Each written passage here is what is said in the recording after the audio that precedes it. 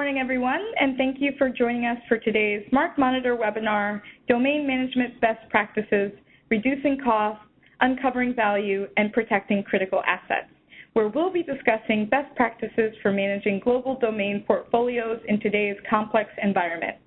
Before we begin our presentation today, I'd like to run everyone through a few housekeeping items. During today's webinar, only the host will be able to see the list of all attendees. All participants' lines will be muted to ensure there is no background noise. Following our presentation, we will be holding a Q&A session. If you have a question at any time for our speaker during the presentation, feel free to submit it using the Q&A tab located on your screen. You can also submit your questions at the end of the session. For any questions our speaker won't have time to answer today, we'll make sure to follow up with you after the event. We are recording today's webinar, and we plan to send out a follow-up email to all registrants with a link to the recording and presentation slides within the next couple of days. With that, I'd like to go ahead and introduce our speaker for today's presentation. We are joined by MarkMonitor domain expert, Alison Simpson. Alison is a Senior Product Marketing Manager of Domain Management at MarkMonitor. With over 11 years of experience in the domain name industry, Alison has worked closely with several Fortune 1000 companies and has managed a team of client services managers that provide support to MarkMonitor customers. Alison has managed all aspects of corporate domain management, including domain registration and maintenance, new GTLD strategy consultations, and continues to work with many of MarkMonitor's Fortune 100 companies to provide industry insight and domain protection strategies. So with that, I'll go ahead and turn things over to Alison to get us started. Thank you, Gina, and thank you everyone for joining me today. Domain names are often managed in a similar manner to trademarks, but the complexities associated with domain names are far more intricate. Today I'd like to talk to you about some domain management best practices, specifically reducing costs, uncovering value, and protecting those critical domain assets. So before we dive into the domain best practices, I'd like to walk us through the current domain landscape and discuss some of the challenges brand holders are facing and how they're dealing with those issues. Then I'll review some domain management best practices, including containing and reducing costs, specifically by aligning trademarks with domain portfolios, making smart registration decisions, including when and where to register your mark, and we'll also talk about paring back bloated portfolios. I'll go over how understanding domain traffic can help maximize portfolios and how looking into your portfolio to uncover some hidden gems that might have some real resale value.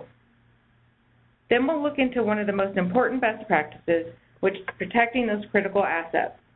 We'll look at implementing appropriate levels of security and ways to handle new brands from a security perspective. I'll leave some time for Q&A. And like Gina mentioned before, please type your questions in the Q&A box, and I'll do my best to address those towards the end of the call.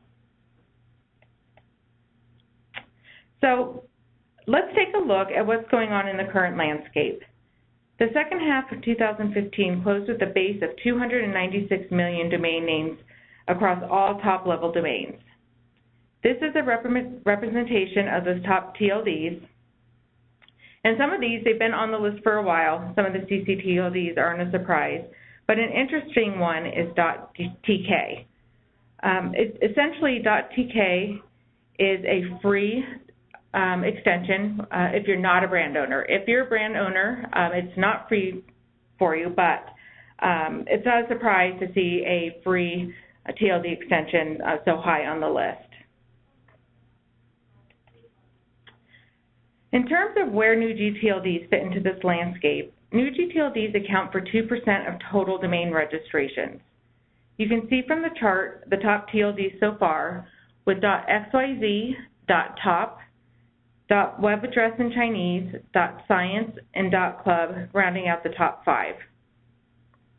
New GTLDs are a small fraction compared to all registrations, but there is a lot of focus as to what's going on with new GTLDs. What kind of brand abuse is occurring, and what are other companies doing? MarkMonitor has been focused from day one on what companies are actually registering. So what we're looking at is a list of corporations, a list of what they're actually registering, and it's quite a bit different from the previous slide. We have rank ordered the top 20 corporate new GTLDs, and while you can see those corporate-related TLDs, such as .support or .global or .website, it's interesting to see the more defensive registrations at the top of the list, specifically .porn, .sucks, and .adult. This is because while brand owners have been very selective of what they register, they're also defensively registering their top brands and some of those more problematic types of TLDs.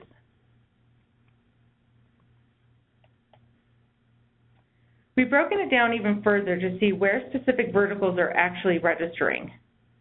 Verticals have registered very selectively, really taking a look at what the TLDs are all about. And you can see from the list that it makes sense for a financial services company to register .financial or .fun, or a hospitality company to register .vacations and .rentals, or even a fashion and luxury company to register .clothing or .luxury. Companies are mainly looking for that close nexus between what their brand is and what that new GTLD is all about, and really registering where it makes sense, and then taking advantage of blocking where available. Where there isn't a close nexus, they're selectively registering and taking advantage of those blocking opportunities. And for the most part, companies aren't actually using the new GTLDs yet. However, there are a handful of companies that are using them here and there. So new GTLDs are just one challenge corporate domain owners face. 2015 has been a year of unprecedented change. In addition to managing the many complexities of new GTLDs, you can see that there are several other issues brand owners face today. While companies are having to register more TLDs, it makes sense that budgeting and billing would be a big challenge. Companies are forced to do more with less resources, less time, and less budget.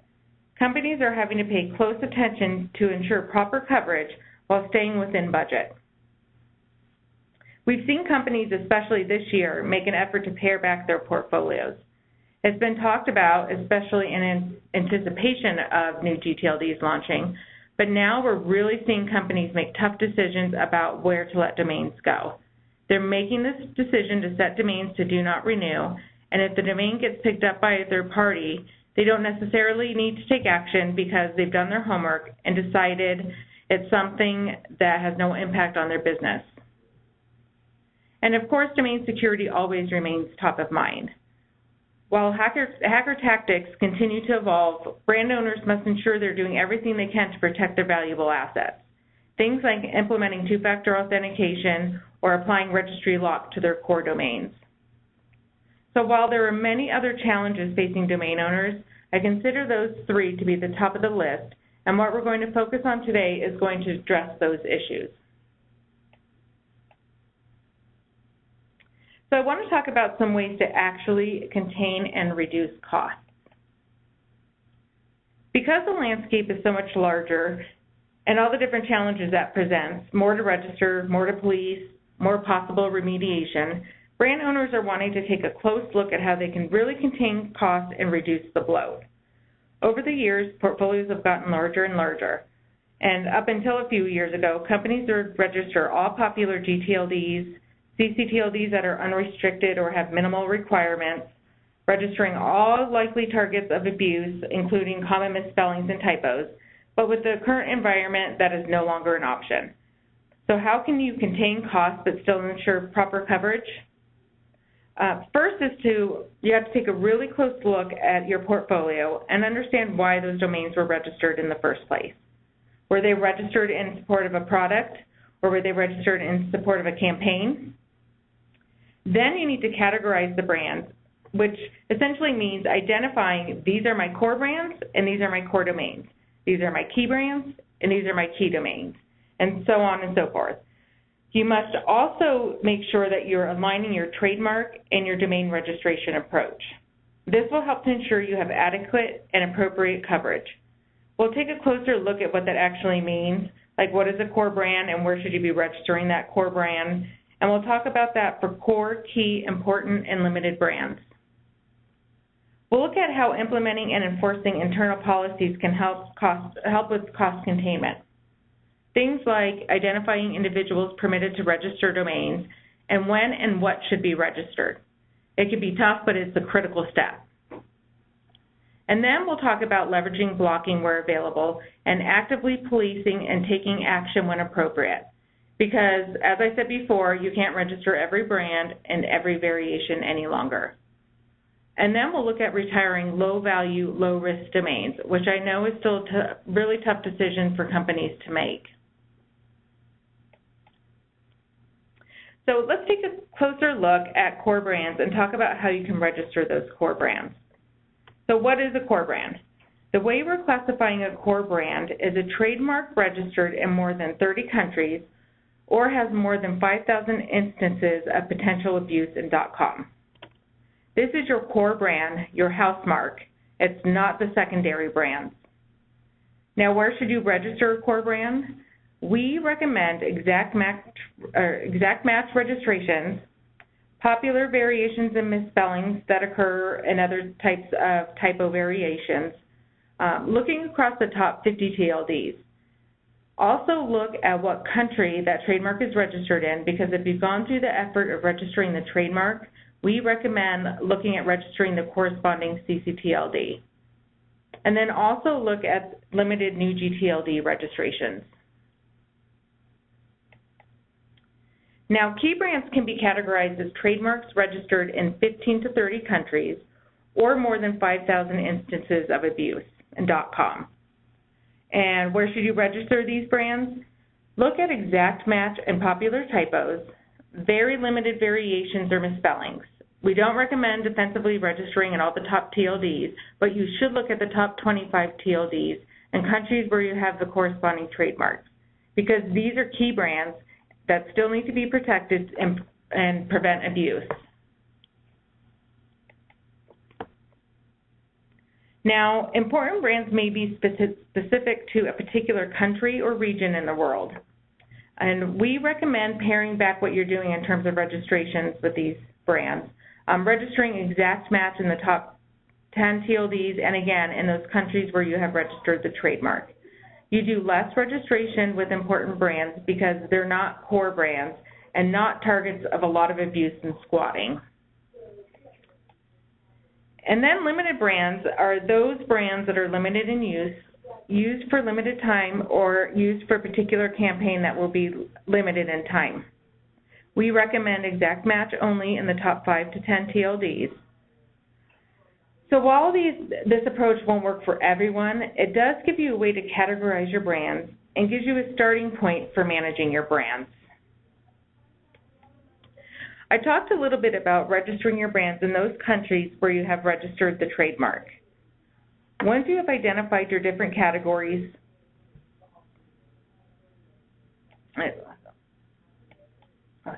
sorry about that. I had a little glitch there.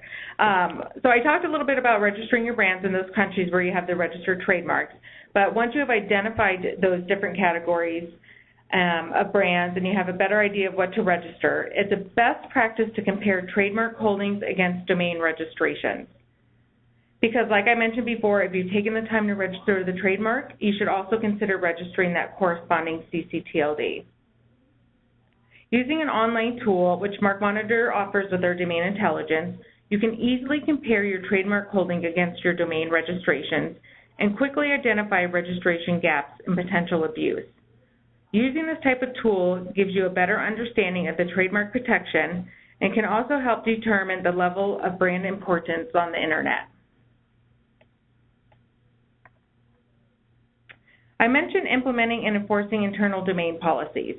Do you have documented policies and procedures? Without them, over-registration can occur, which eventually leads to bloated and misaligned portfolios. Are policies being followed? Do people know what they are? We recommend addressing the following questions. What domains should be registered and when should they be registered? What's the process to register domains and are there budget limitations? And what and where should these domains point? Excuse me. We recommend addressing these other questions. Do people within the organization know what these policies are? Who is authorized to approve and modify the domains? What extensions are going to be registered? And what's the process for deciding which domains to let expire or even sell? These are all important questions that need to be addressed, and make sure your employees understand them. This will help to ensure costs are contained.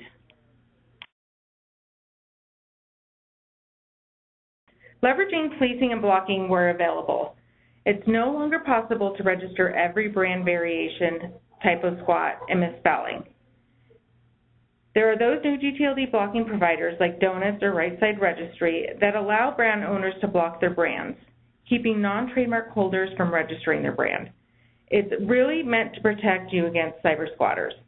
Now, one caveat to that is if a domain is considered premium, meaning your trademark is a dictionary term, is a first name or surname, or is a three-letter acronym, there is a possibility that it will be seen as premium by the registry and therefore will be ineligible for blocking. But if you do have a unique brand, then blocking can be a great cost-effective option. In addition to blocking brands, you need to monitor for abusive registrations. Take action only when necessary, and if you do, start with a cease and desist and leverage URS and UDRP. I talked a little bit earlier about retiring low-value, low-risk domains. Those types of domains can include domains that were registered but never used, including products and services never launched, promotions or sweepstakes that have expired, company names that are no longer in existence, and marketing campaigns that are no longer in use. You should also look at domains that do not meet defined policies, including having those domains in countries where you are not doing business and you do not need them defensively, and then also those domains that are not promoting or protecting brands. You can also reduce some costs by looking at the really expensive, highly regulated TLDs. Those will be nearly impossible for someone else to register. And look at domains with typos and hyphenated names that don't have any traffic. Now, important thing to mention is before you let any domain go, you should be asking yourself how you would feel if someone else was to register the domain. If there is no company impact and you don't care, well then that's a good one to let go. Now, before I move on, I know I covered a lot of material. So if you do have any questions, as a reminder, please use the Q&A box so I can address your questions at the end of the call. And with that, I now want to look at some best practices to uncover and maximize value of your existing portfolio. We talked about ways to pare back and ways to contain costs. So now let's look at how to make the best and most of what you have. MarkMonitor has been helping our clients go through their portfolios to gain visibility and make sense of their existing portfolios. We've developed some best practices that I'll touch on today, things like improving website traffic and ensuring every domain resolves. I'll touch on the importance of recovering highly trafficked infringements and how we help our clients score their existing domain portfolios. I'll then touch on selling unused assets instead of simply letting them expire. One of the best practices we've talked about a lot is ensuring that every domain resolves. Are all of your corporate domains pointed to live content? Probably not, because we have a statistic that 40 to 60% of corporate domains do not resolve. We recommend that every domain point to appropriate content. Point defensive registrations to core sites or some type of content. Utilize web forwarding to direct product names to specific URLs. Some best practices include redirecting new GTLDs to home pages or product pages, directing ccTLDs and IDNs to native language pages, and redirecting gripe or derogatory sites to feedback or static to park pages.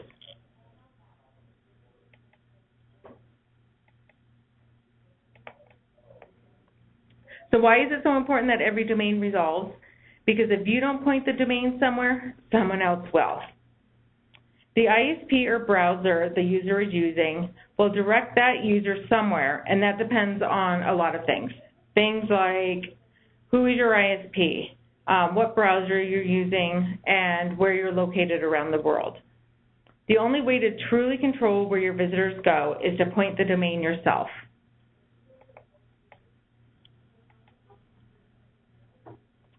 So whether you're using your registrar's DNS, your own DNS, or a trusted third-party provider, tracking DNS queries and web forwarding statistics provides valuable insight that enables you to understand the value of defensive holdings. Use tools that allow you to quickly track query volumes and web forwarding hits. Through MarkMonitor's tools, our users are able to quickly understand whether active records exist for domains under management. And when you're looking at that traffic, are you getting the traffic you expected? And are your domains pointing users to relevant content? Traffic volume is a critical step to understanding domain value and helps with those registration and renewal decisions.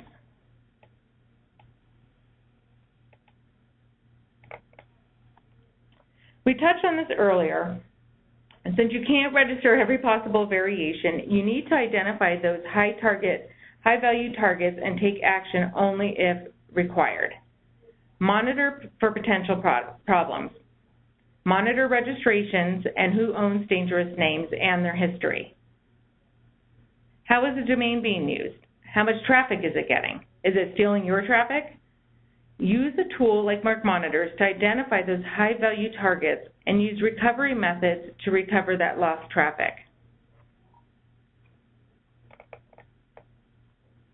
So we talked about making sure your domains are resolving and how to improve that traffic, but what else should you do? We hear from our clients that they want to maximize their portfolios, but they don't even know where to begin. So we've developed a tool that essentially shows a domain score. Using data-driven analysis of over 10 factors, we can essentially score your domain portfolio, which is essentially assigning a numerical value to each domain.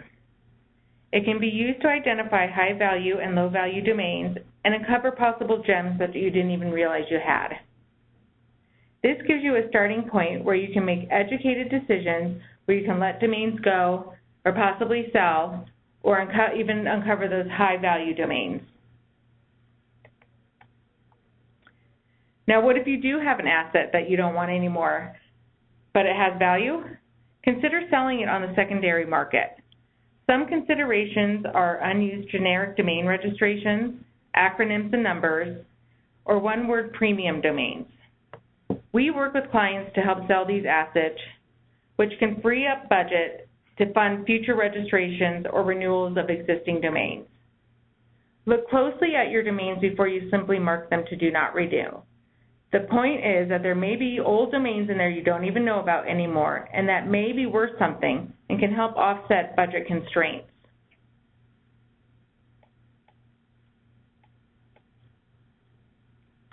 So the last area I wanted to touch on ties to why it's important to score your portfolio. I'm sorry. What I want to touch on and why is it so important to score your portfolio is it helps with protecting those critical assets. Have you implemented any additional security measures to protect core sites? I'll touch on implementing appropriate levels of security, why it's important to consolidate portfolios and use consistent role-based WHOIS profiles, and taking special care when launching new brands.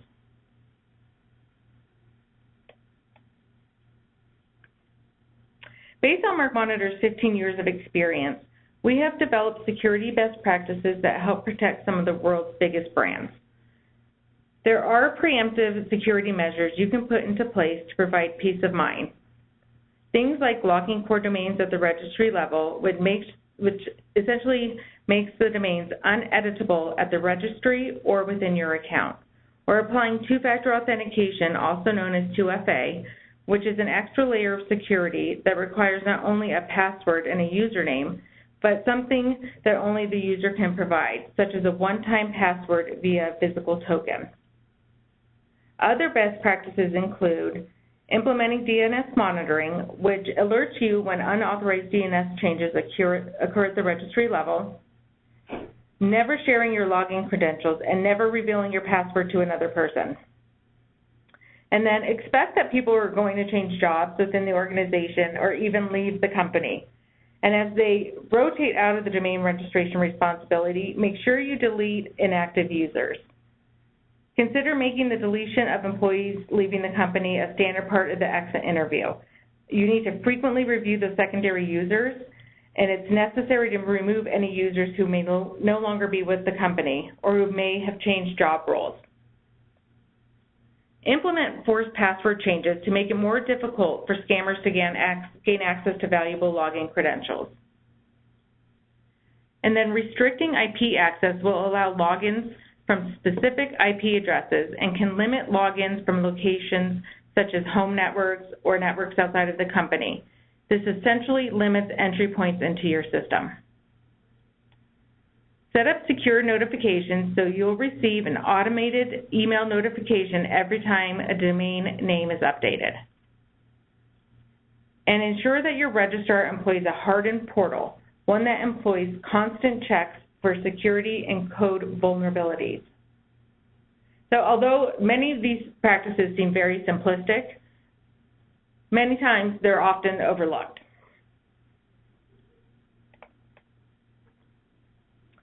Another best practice is to consolidate domain portfolios. Consolidating ensures you don't lose sight of any domains or miss any renewal dates. It's important to have complete visibility into your portfolio. Know which domains you own and make sure you have a global centralized view of all your domain names across all offices and locations.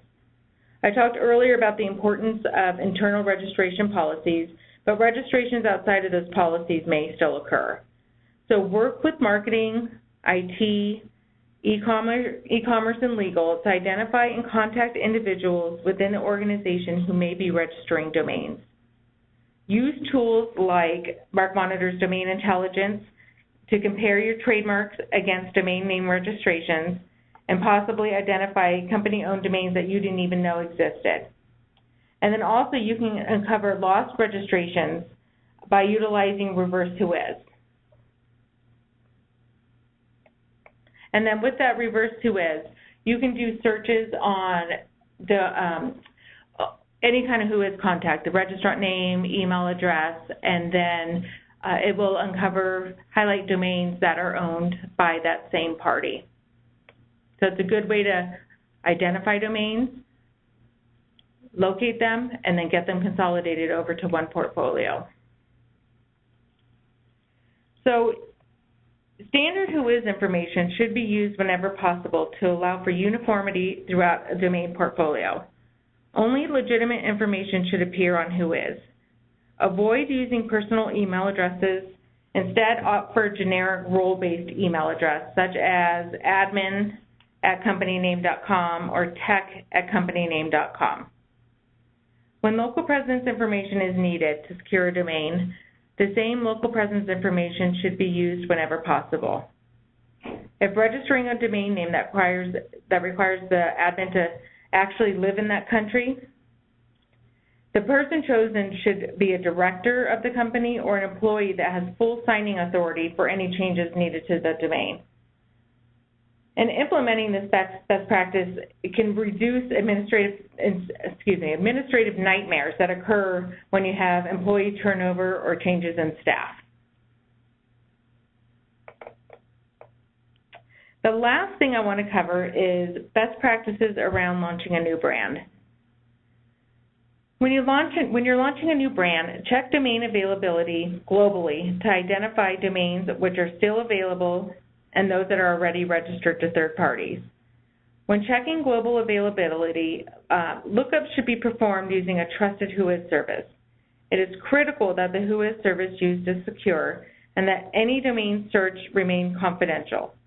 Using a whois lookup that is not completely secure can result in the registration of the search for domains being taken by a third party. Determine coverage based upon brand value and promotional strategy. And this goes back to our conversation earlier determining coverage based on brand. Also identify where is the product being rolled out. If you're launching domestically and there is low tolerance for risk, your domain coverage is going to be on a smaller scale, focusing on legacy GTLDs and select new GTLDs. If the product is launching globally and your main objective is to maximize exposure on the internet, your registrations will be more broad. And then any registration that needs to remain confidential prior to public announcement should be completely masked using a third-party registrar. There are people out there scrubbing domain records every day. They're aware of our high-profile clients and love to try to make a connection about who is behind a large new group of registrations. MarkMonitor offers two types of whois privacy to address this very concern. It allows you to keep things under wrap as long as possible. So with that, I know I went through that pretty quickly, but I know I covered a lot of material. So I will go ahead and open it up to any questions. Thank you, Allison. We're going to start our Q&A session, but as a quick reminder, if you have any questions, please submit them via the Q&A tab on your screen. So I do see that we had some questions come in, so I'll pass it back to you, Allison, and we'll take a look at them now. Okay, great. So let's see. Okay, I'll go ahead and address this one. What are the factors that are used to determine the score of a domain? So MarkMonitor looks at 12 different factors, and we have a proprietary algorithm that we use also to determine the score. So I don't really want to go into too much detail on what those key factors are, but we do look at a couple. Some of them are keyword strength, length of the term or the brand, what are the recovery options. We also do look at traffic. So those are some of the key things that we look at, as well as some other factors. And then the nice thing about that with MarkMonitor is that we'll go ahead and upload that information into your domain portal. So when you log in, you're viewing your domains, you can see that score and make those educated decisions.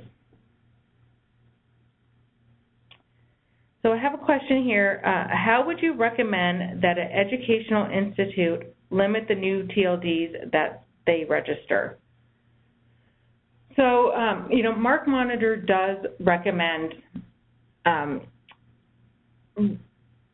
limited, how can I say this, where there is a close nexus to your brand, with those TLDs, those are the ones that you should be looking at registering.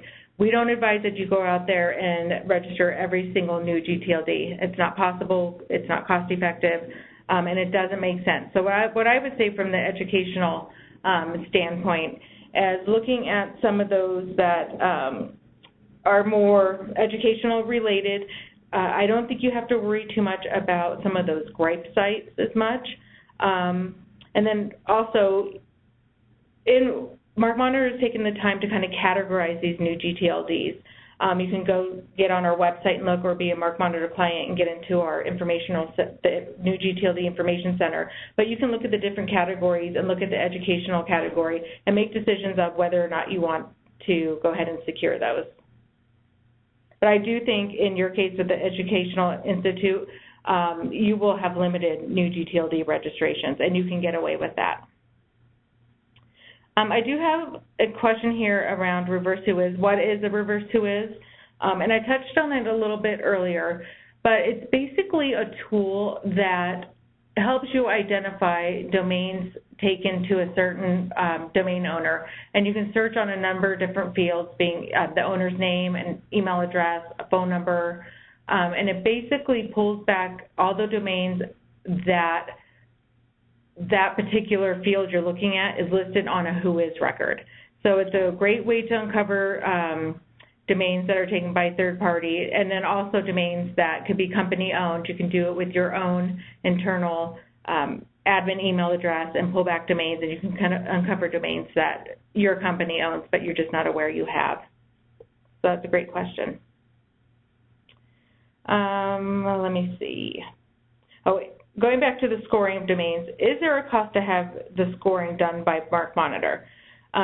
If you are a MarkMonitor client, we do not charge our clients for this service. We offer a number of different services that are complementary to our clients that really help you make smart decisions about right-sizing your portfolio, if you will, or just really optimizing it. So you would work with your client services manager, and they would work with our team of domain service experts.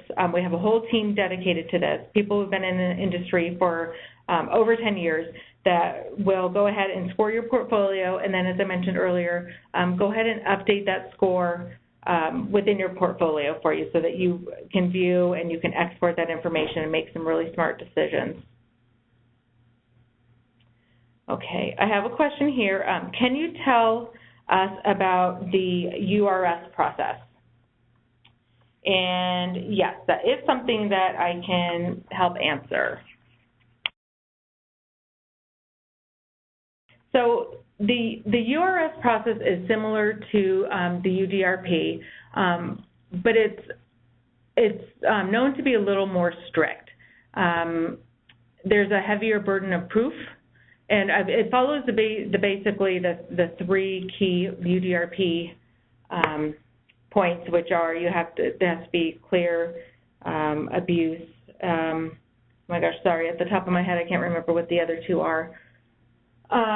But it's basically the same kind of process. The difference is there is a faster turnaround time. Decisions are made quicker. I want to say like 14 domains. I hope I'm not wrong there. Or 14 days. And again, I hope I'm not wrong there. But also, the main difference is that if you are awarded the domain, you cannot gain ownership over that domain. Basically, what happens is it's just suspended. The content comes off of if it's a live site, the content comes off the live site, but then it remains a registered domain until the expiration period, and then it gets released so anybody can pick it up again. And of course, you can use like a snapping provider or something to pick it back up, or to attempt to pick it up as soon as it's released. But if it's a domain that you want ownership over, you want to use the domain, then the URS is not your best option. Your best option would be like a UDRP, or even going trying the cease and desist route. Okay, so let me see here.